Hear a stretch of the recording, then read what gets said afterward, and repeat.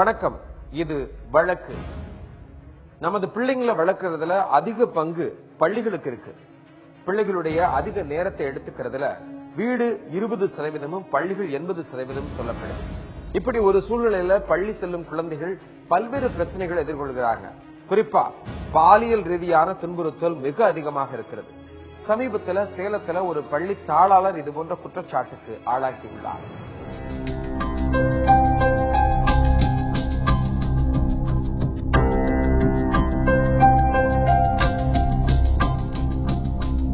Salem Swarnapuri annexe பகுதி.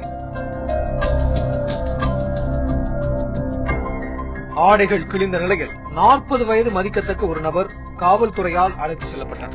Police வாகனத்தில் அவர் ஏறும் முன்பு ஏதோ சொல்ல முயற்சித்தார்.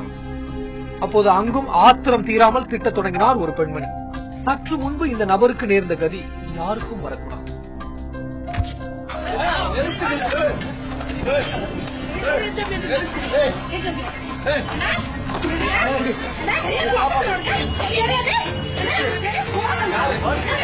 பொதுமக்களால் பொது இடத்தில் கடுமையாக தாக்கப்பட்டார் அந்த நபர்.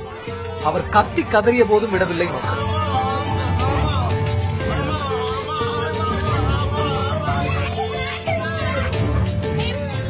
கடைசியாக காவல்துறை வந்த பிறகே அடியிலிருந்து தப்ப முடிந்தது அவர்.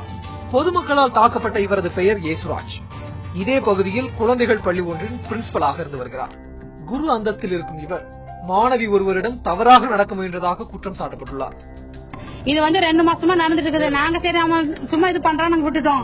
இன்னைக்கு அவன் பிள்ளைங்களெல்லாம் கைப்பிடிச்சு இழுத்துக்கிறான். இழுத்த உடனே அந்த பிள்ளை நடு ரோட்ல உழுந்து போச்சு. உழுந்து போனா ஒரு ஆட்டோக்காரன் தூக்கி விட்டு என்னம்மா ஏதுமான்னு கேட்டதுக்கு இந்த மாதிரி சொல்லிக்கிறாங்க.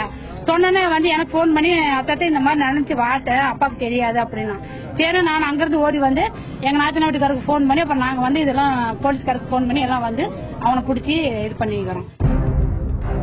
இந்த சம்பவத்தில் ஏசுராஜின் வீட்டு கதவு உடைக்கப்பட்டு ஆக்ரோஷமாக தாக்கப்பட்டிருக்கிறார். போலீஸ் யாருமே வரல. நாங்க எல்லாருமே தான் ஃபர்ஸ்ட் அசம்பிள் ஆனோம். எங்க பொண்ணுங்க தான் நாங்க எல்லாம் என்னன்னு பாக்கிறதுக்கு வந்தோம். அவன் வந்த உடனே பாத்தீங்கன்னா மேல வீட்டுக்கு கதவு தாப்பல் போட்டு மேல ஏறி உட்காந்துக்கிட்டான். இந்த கும்பலை பார்த்தோன்னே லைட் ஆஃப் பண்ணிட்டான். அப்ப அவன் வீட்டுக்குள்ள இருக்கிறது எங்களுக்கு கன்ஃபார்ம் ஆயிடுச்சு. அதுக்கப்புறமேட்டு எப்படியோ தெரிஞ்சு போலீஸ் எல்லாரும் வந்தாங்க. நாங்க மேல ஏறி உடைக்கலான்னு பார்த்தோம். ஆனா அவங்க விடல. அதுக்கப்புறமேட்டு நாங்க சரி அவங்க ஸ்டெப் எடுப்பாங்க நாங்க எடுக்கலாம்னு பாத்துட்டே இருந்தோம். அவங்க எதுவுமே எடுக்கிற மாதிரி தெரியல. அதனால நாங்க மேல ஏறி கதவை உடைச்சோம். உடைக்கிறப்ப பாத்தீங்கன்னா இன்னொரு சைடு எகிரி குச்சி ஓட ஆரம்பிச்சிட்டான். 2 சந்து தொலைவி நாங்க எல்லாரும் 4 சைடும் அவனை கரெக்டா பிடிச்சி கொண்டு ஒப்படைச்சிட்டோம். நல்ல ஸ்டூடெண்ட்ஸ் எல்லாம் நிறைய பேர் வந்துருந்தாங்க. இந்த ஏரியா மக்கள் எல்லாம் படிச்சுட்டு தான் இருந்தாங்க ஸ்டூடெண்ட்ஸ். ஆனா இது 1 வருஷத்துக்கு முன்னாடி இந்த மாதிரி பிரச்சனை நடந்திருக்குது இந்த ஸ்கூல்லயே.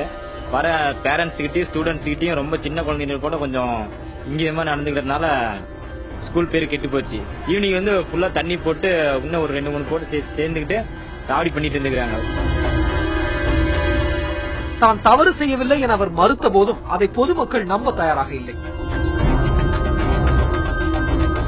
தப்பு செய்யாதோ எதுக்கு செவரு ஏற்றி குதிச்சு கீழே வரணும்? ஏன் ரூம்ல இருக்குதுங்க சார் நான் தப்பு செய்யலன்னு சொல்லி நிரூபிக்கணும்ல. ஏன் செவரு ஏற்றி குதிச்சு ஓடி வரா? அதனால எல்லாம் பிடிச்சி நாங்க அடிச்சு போலீஸ் ஸ்டேஷன் ஒப்படைச்சிருக்கிறோம்.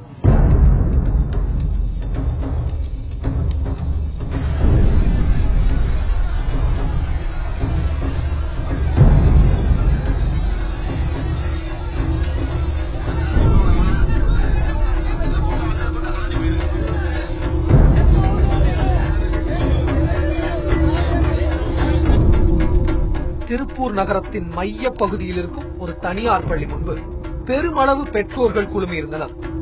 அதே நேரம் பள்ளி கட்டிடத்தில் பூட்டப்பட்டிருந்த தாளாளர் அறையை முற்றுகையிட்டிருந்தனர் சிலர். சற்று நேரத்திற்கெல்லாம் கதவு திறந்துவிட்டது என வெளியே இருப்பவர்களுக்கு அறிவிக்கப்பட திமு திமுவென நுழைந்தார்கள் மற்றவர்கள்.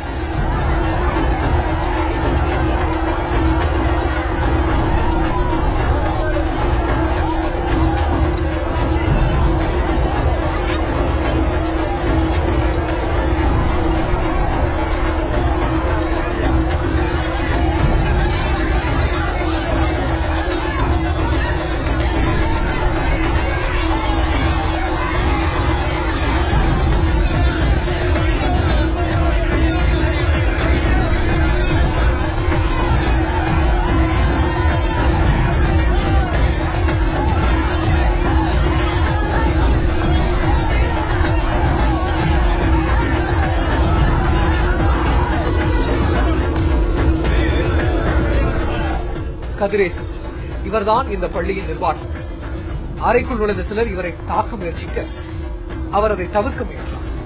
இவர் மீது உள்ள புகாரும் மாணவிகளிடம் இவர் தவறாக நடந்து கொண்டார் என்பதுதான்.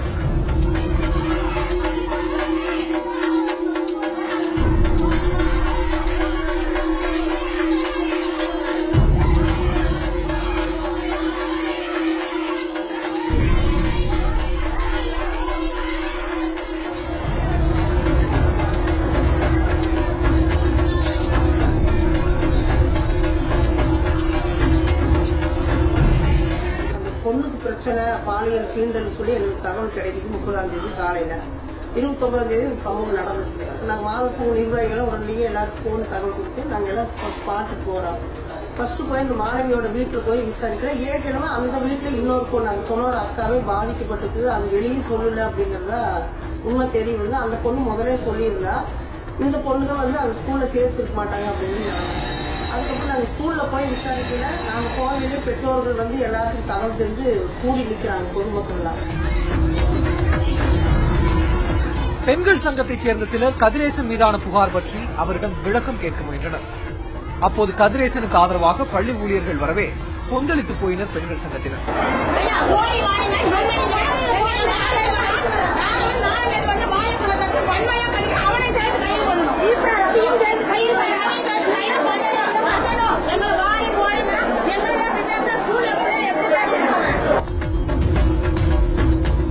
இதற்கிடையே சம்பவத்தை கேள்விப்பட்டு பெற்றோர்கள் தங்கள் பிள்ளைகளை உடனடியாக வீட்டுக்கு அழைத்து சென்றனர்.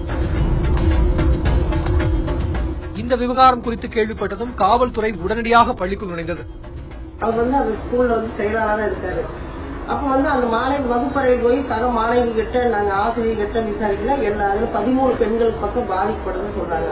நாங்க உடனே காவல்துறைக்கு தகவல் கொடுத்து பொதுமக்கள்லாம் பயங்கரமா கூடியது. சரி காவல்துறை தகவல் கொடுத்து அவங்க கைது பண்ண சொல்லி நாங்க தகவல் கொடுக்குறோம்.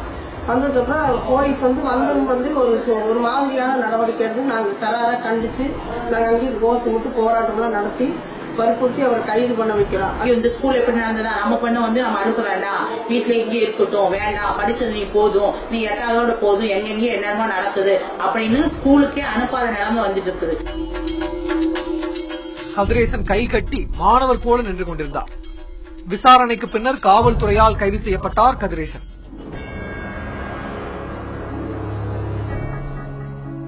சேலம் அம்மாப்பேட்டை பகுதியில் உள்ள தனியார் பள்ளிகள் வேலைக்கு சென்ற பெற்றோர்கள் அதை பாதியில் விட்டுவிட்டு இங்கே கூடியிருந்தனர். 8வது படிக்கக்கூடிய மாணவிகளை ஈனச் செயல் செஞ்சிருக்கக்கூடிய ஒரு வாத்தியாருடைய பெயர் பத்மநாபனுங்கிற வாத்தியாரு பிள்ளைங்க கிட்ட சில்மிசம் செஞ்சு செல்போன்ல படங்கள் எடுத்து பல ஈனச் செயல்களை செஞ்சிருக்கான். அந்த வாத்தியாரை இன்னைக்கு இந்த பேரண்ட்ஸ் எல்லாம் கண்டிச்சு அந்த என்ன நடவடிக்கை எடுக்கணுங்கிற கோரிக்கை வச்சிருக்காங்க. அதன் அடிப்படையில் நாங்க அவங்கள பார்த்து என்ன நடவடிக்கை எடுக்கணுங்கிறத எடுக்கிறதுக்காக எல்லாம் ஒன்று கூடியிருக்கோம்.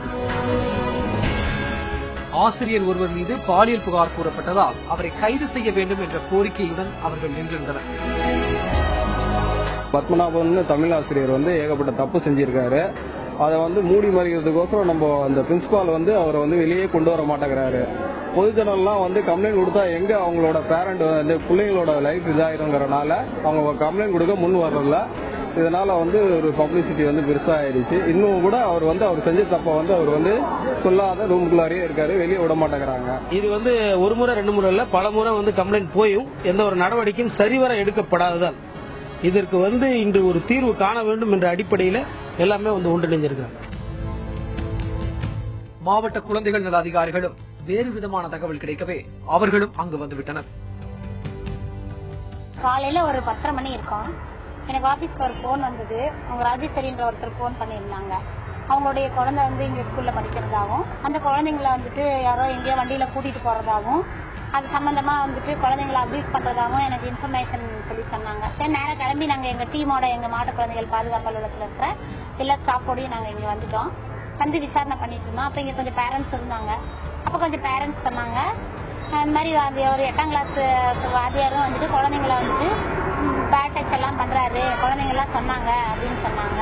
சரின்னு சொல்லிட்டு விசாரிக்கிறதுக்காக போனேன். போய் குழந்தைங்க எல்லாம் விசாரிச்சதுல 8th ஸ்டாண்டர்ட்ல இருக்கிற எல்லா பிள்ளைங்களும் அங்க இருக்கிற பத்மநாபன்ற ஆசிரியர் குழந்தைங்களை பேட் டச் பண்றாரு அப்படின்னு சொல்லிட்டு நியூஸ் கிடைச்சது. அது உண்மைன்றது ப்ரூவ் ஆனது. அது சமயம் ஒரு டிராயிங் சாரும் அதே மாதிரி பண்றாருன்னு சில 2 குழந்தைங்க சொல்லியிருக்காங்க. நீண்ட இழுபறிக்கு பின்னர் குற்றம் சாட்டப்பட்ட ஆசிரியரை இங்கும் காவல்துறையினர் கைது செய்தனர். பொதுமக்கள் தன்னை தாக்க முயல்வார்கள் என தெரிந்தே இருந்தது அந்த ஆசிரியருக்கு. சமீப காலமாக பள்ளி செல்லும் மாணவிகளிடம் ஆசிரியர், தாளாளர் என பலரும் தகாத முறையில் நடப்பதாக செய்திகள் வருகின்றன. அரசு பள்ளிகள் அல்லது அரசு உதவி பெறும் பள்ளிகள் மட்டும் இருந்தபோது எழாத புகார்கள் தற்போது மட்டும் எழுவதற்கான காரணம் கல்வி வணிகமயமாக்கப்படுவதுதான் என்கின்றனர் சமூக ஆர்வலர்கள்.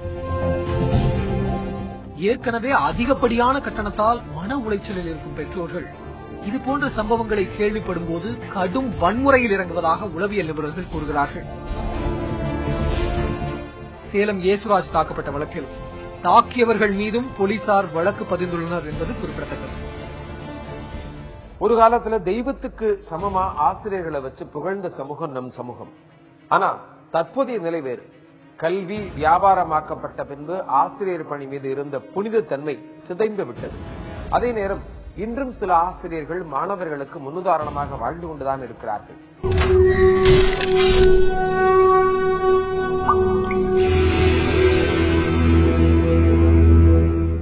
பொதுவா பலாத்கார சம்பவங்களுக்கு பெண்கள் ஆடை குறைவா அணிஞ்சிட்டு கவர்ச்சியா போறது ஒரு காரணம்னு ஒரு பேச்சு இருந்துச்சு.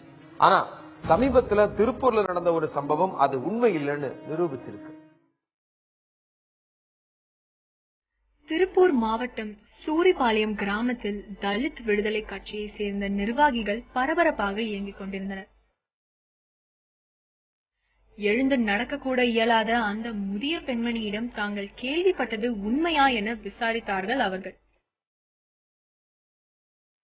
ஏனென்றால் முந்தின நாள் இரவு அவர்களுக்கு வந்த போன் கால் ஒன்று கொடூர செய்தியை சொல்லியிருந்தது. இரவு 11 மணிக்கு எனக்கு போன் வருதுங்க. அந்த போன்ல வந்து என்ன சொல்றாங்கன்னா, தெக்குலூர் பக்கத்துல சூரிபாளையம் ஏதோ ஒரு கிராமத்துல ஒரு 35 வயசு மிக்க பெண்ணு, அந்த பெண்ணுக்கு வந்து பக்கத்து வீட்டுல இருந்த ஒருத்தர் வந்து அந்த பொண்ணை பலாத்காரமா தூக்கிட்டு போய் கற்பழிச்சுட்டாருங்க. இது சம்பந்தமாக காலையில வந்து காவல் நிலையத்தில் போய் பேசணும்னு சொல்றாங்க. காலையில் நானு எங்க மாநில மகளிர் தலைவி விவரிக்கிறேங்க. காலையில 8 மணிக்கு அலுவலகத்துக்கு வர்றோம். அங்க வந்து பார்க்கும்போது அந்த பொண்ணு வந்து இரவு உயிர் துடிக்க துடிக்க, அந்த பொண்ணு அவங்க அப்பா ரொம்ப வயதானவர், அவினாசி தாலுகா ஆபீஸ் பக்கத்துல டாக்டர் அமிர்தாம்பாள் ஆஸ்பத்திரி கூட்டிட்டு வர்றாங்க. அங்க வந்து அந்த டாக்டர் அம்மா முதலுதவி செய்து அந்த பொண்ணோட உயிரை காப்பாத்திடுறாங்க. சத்யா பெயர் மாற்றப்பட்டுள்ளது. திருப்பூரில் உள்ள தனியார் மருத்துவமனையில் சிகிச்சையில் இருக்கிறார். எந்த கேள்வி கேட்டாலும் தலையசைக்கிறார். இல்லையெனில் சம்பந்தம் இல்லாமல் ஏதேதோ பேசுகிறார். ஆம், சத்யா மனநலம் பாதிக்கப்பட்ட பெண். ரோட்ல போயிட்டு இருக்கும்போது கை பிடிச்சிட்டு போயிட்டாங்க. தூக்கி போயிட்டாங்க. சரி, அப்புறம் ஹாஸ்பிட்டல் போனோம்.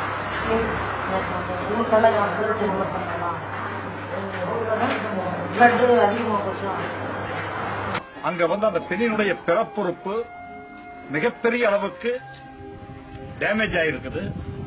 அங்க 4 தையல்கள் போடப்பட்டிருக்கிறது. மிகப்பெரிய ரத்தப்போக்கு இருந்திருக்கிறது. அந்த ரத்தப்போக்கு தடுக்கப்படாமல் இருந்திருந்தால் இன்னும் ஒரு 4 மணி நேரம் 5 மணி நேரத்துக்குள்ள அந்த பெண்ணின் உயிர் சத்த நாடி அடங்கி போயிருக்கும். வீட்டில் இருந்த சத்யாவை பலாத்காரம் செய்ததாக கைது செய்யப்பட்டுள்ளார் சக்திவேல் என்பவர். முதல் நாள் சம்பவம் நடந்த நிலையில் மறுநாள் தான் காவல் நிலையத்தில் புகார் கொடுக்கப்பட்டிருக்கிறது. அதற்கு காரணம் சத்யாவின் ஏழ்மை. ஊரார் இந்த விஷயத்தை அப்படியே விட்டுவிடுங்கள், இல்லையெனில் சக்திவேலால் பாதிப்பு வரும் என்று எச்சரித்ததால் பயந்து போய்விட்டனர் சத்யாவின் குடும்பத்தினர். சொன்னாக்க என் குடும்பம் சோறு திங்க முடியாதுங்கிற வேதனையில் உட்கார்ந்து கொண்டிருக்கிறார்.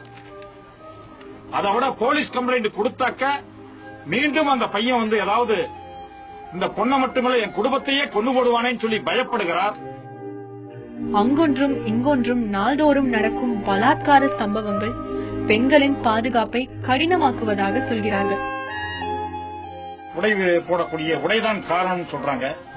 3 வயது பெண்ணை கற்பழிக்கிறவன், 70 வயது பாட்டியை கற்பழிக்கிறவன், இந்த மாதிரி ஒரு மனநிலை சரியில்லாத ஒரு பெண்ணை கற்பழித்திருக்கக்கூடிய நிலைமை இந்த கிராமத்தில் நடந்திருக்குது. டெல்லி தலைநகரத்தில் மருத்துவக் கல்லூரி மாணவி கற்பழிக்கப்பட்ட உடனே அந்த விஷயம் ஐநா சபை வரையிலும் போய் இந்தியாவினுடைய பிரதமர், இந்தியாவினுடைய எதிர்க்கட்சி தலைவர்கள் அத்தனை பேரும் போய் பார்க்கறாங்க.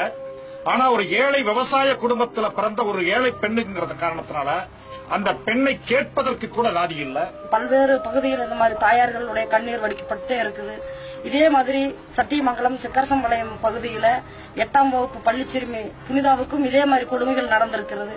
இது தமிழ்நாட்டில் பல்வேறு இடங்களில் இதே மாதிரி சம்பவம் நடக்குது. வழக்கம் போல் இந்த சம்பவத்திலும் பிடிப்பட்டவருக்கு மரண தண்டனை வழங்க கோரிக்கை விடுக்கிறார்கள் மக்கள். வந்து சும்மா விடக்கூடாது.